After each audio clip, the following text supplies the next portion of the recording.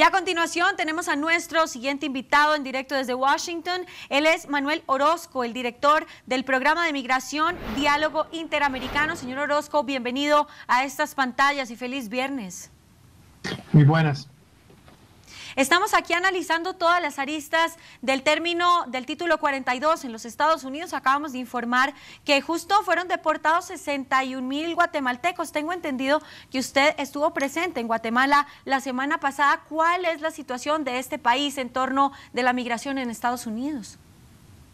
Bueno, la migración guatemalteca lleva muchas décadas de estar ocurriendo de una manera sostenida e incremental, y ocurre predominantemente como resultado del deterioro de la estructura política que existe en el país.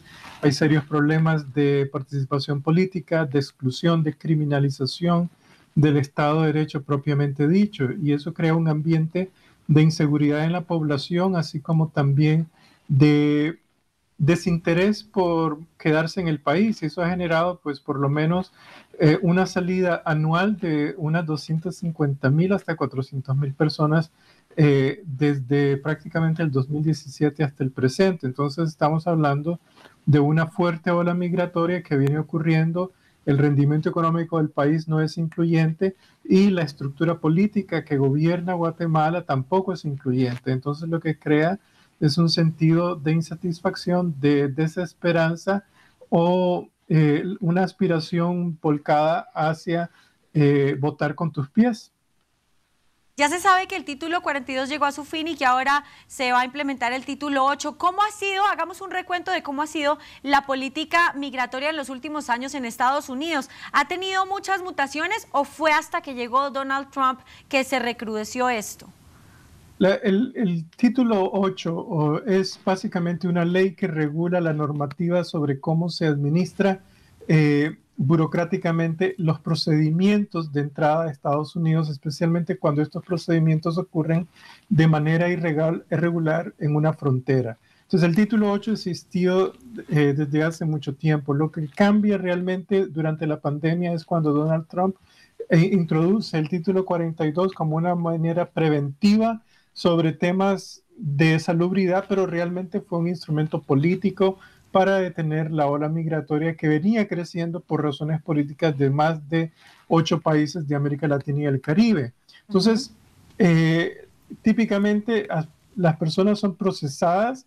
Algunos que dicen que van a pedir asilo son permitidos entrar a Estados Unidos para llegar a una cita en una corte de migración para escuchar su solicitud de asilo político. Otros no son permitidos entrar y son devueltos. Y esa ha sido básicamente la tendencia. Ahora, con el fin del título 42, básicamente todo el mundo queda expuesto a la discreción del oficial de migración, pero la normativa que se establece ahora básicamente lo que dice es que cualquier persona que llegue a la frontera con México y Estados Unidos puede ser permitida que entres toda vez que haya recibido una cita de parte de la Oficina de Migración. De otra forma, son inelegibles de entrar al país. Y si uno compara el título 42 con el título 8 en tema de política de migración, ¿cuál es más severo con los migrantes?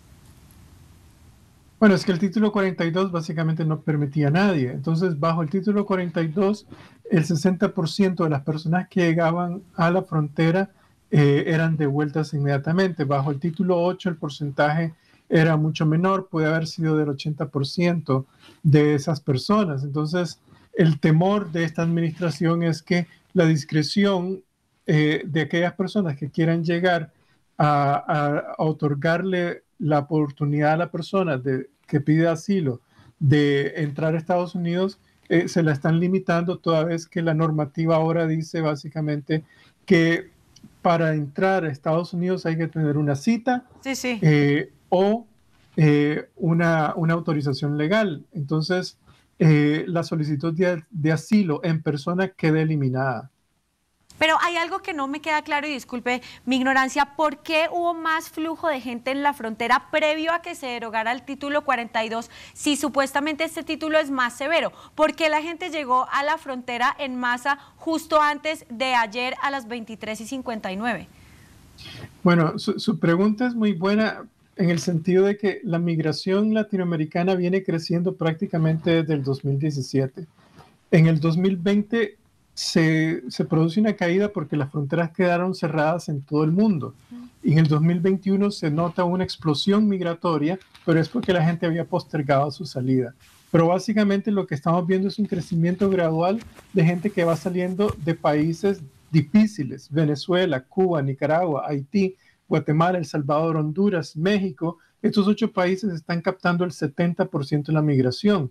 El restante 25% viene de Ucrania y de Rusia. Entonces, Sí. ¿qué es lo que estamos viendo? Que básicamente la razón por la que la gente está saliendo es por cuestiones políticas. Y lo que ocurrió ayer básicamente es que el montón de gente que se había venido concentrando, pues se le presenta la oportunidad de ver e intentar entrar, pero la posibilidad de que lo logren va a ser prácticamente nula, porque tenés que haber hecho el procedimiento a través de esa app de CBP One. Sí, sí.